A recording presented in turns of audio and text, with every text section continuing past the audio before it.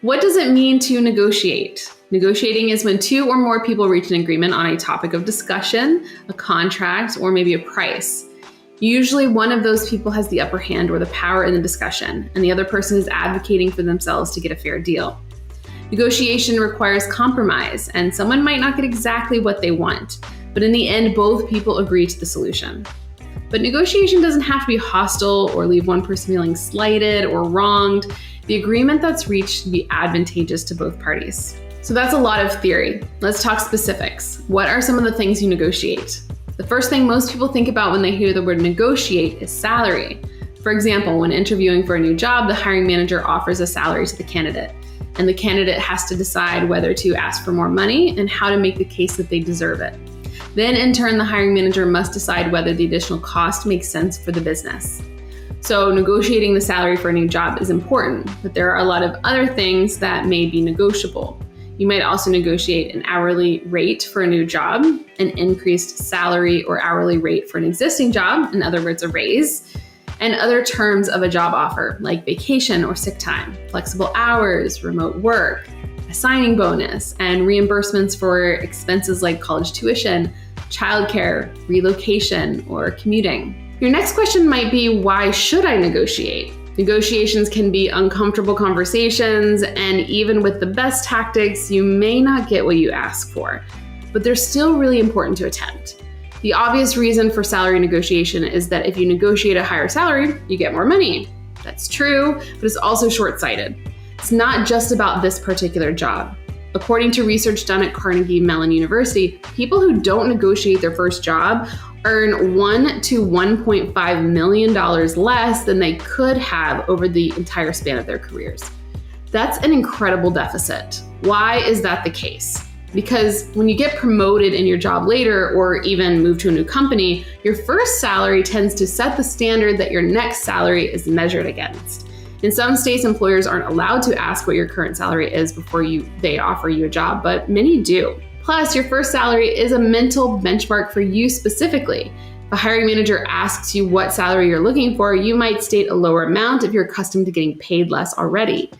The great thing about negotiating a salary at a new job, though, is that it's an opportunity for you to immediately increase your earning potential, now and in the future. If you've done your research, we'll talk more about that later, you'll have the information you need to ask for the right number. Furthermore, hiring managers expect people to negotiate. So they generally offer a smaller number up front, so there's room for movement. Keep in mind, there's a reason they're offering you the job in the first place. They want you to work there. If you don't ask for more, you could be leaving money on the table that they were willing to give you anyway. There are other reasons to negotiate. Persuasive skills are often cited by companies as important attributes in employees. So being comfortable with negotiating can make you more attractive as a job candidate as well.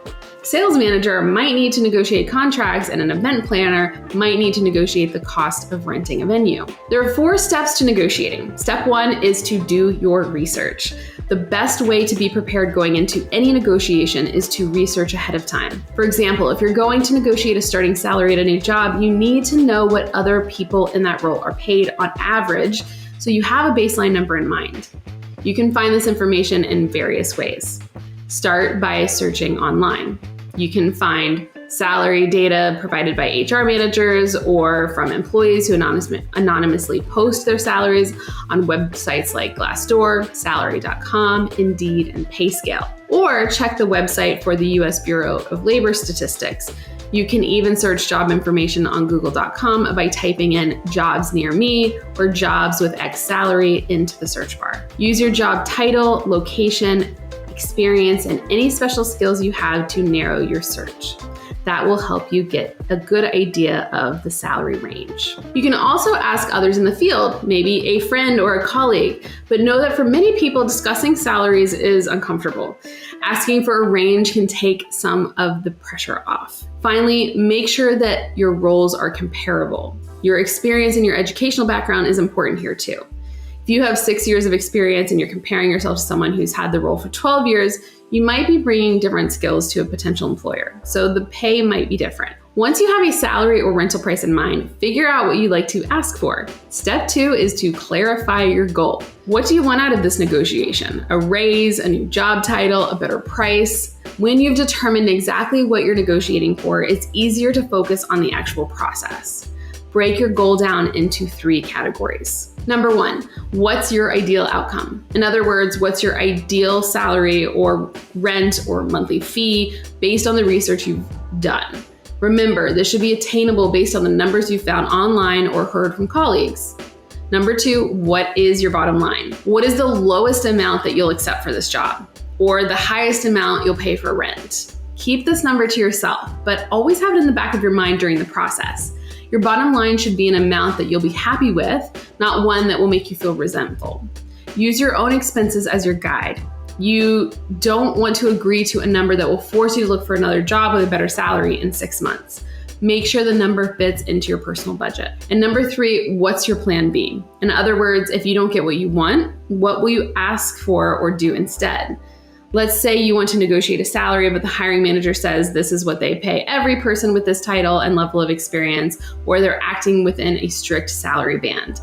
As long as this is a number that you can live with, what's something else you might consider asking for? Here are 2 good options for your backup plan. 1, ask for add-ons. What is something else that will improve your quality of life? For a job, you might want more vacation time. This is a perfectly reasonable thing to negotiate if they hold firm on the salary. Or 1 day a week working from home, if that's possible in your industry. There's also tuition reimbursement, childcare expenses, commuting costs, retirement matching like a 401k, a signing bonus, and more. But don't try to ask for everything at once. That's why you create your backup plan ahead of time. Be sure to come prepared knowing all the things you want and think about what your must-haves are from that list.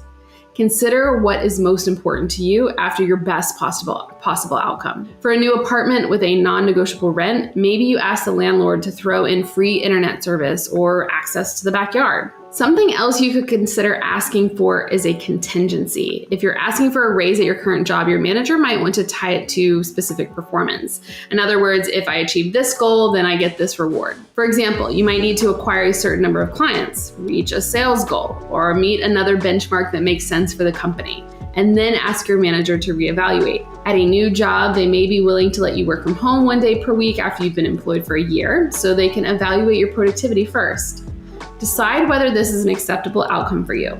Similarly, maybe a new landlord will agree to you getting a dog after you've paid rent on time for 6 months. On the other hand, if you don't get what you want, whether it's your ideal salary or a flexible schedule, understand that you may need to walk away from the offer. Once you have your goal in mind, you can move on to step 3. Emphasize the benefit to them. In this step, instead of focusing on what makes you a unique candidate, you want to describe how the other person will benefit.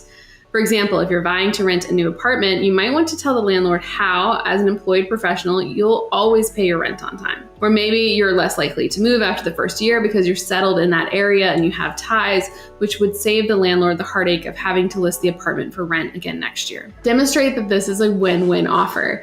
You'll both be better off if you can compromise and come to an agreement. Another example, say you're asking your boss if you can start working from home part-time. Instead of explaining that you want the flexibility to pick your kids up from school at the end of the day, emphasize how much more productive you are going to be when you work from home, where your coworkers can't drop by for a chat anytime. Make it clear that if you're given this benefit, you'll produce better work for your team and the company overall. The same goes for getting that lease or securing a contract on a service. Perhaps if your contractor can agree to a slightly better deal on today's project, you'll hire them again in the future. You may need to do a little research to find out how the negotiation will benefit the other person. You might need to track your time for a couple of days in and out of the office if you're negotiating work from home privileges. Or you might need to figure out who else might be competing with you for the apartment you're after and figure out why you'd be a better tenant. Finally, step 4, support your points with data. Your research on typical salaries in your area should give you data to support your salary request in a negotiation. But you might want to include other data like the value you add. For example, you increased subscriber retention by 50%, acquired 3 new clients every month of last year, or you wrote an additional 2,000 words on the day you worked from home. If you have a detailed resume, you may have these statistics already. As another example, if you're looking to purchase a house, you can provide the owner with a letter showing that you are pre-approved for the mortgage and can afford it. This way, when you put in an offer, it tells the seller that you are likely to follow through with the closing, which may give them more peace of mind.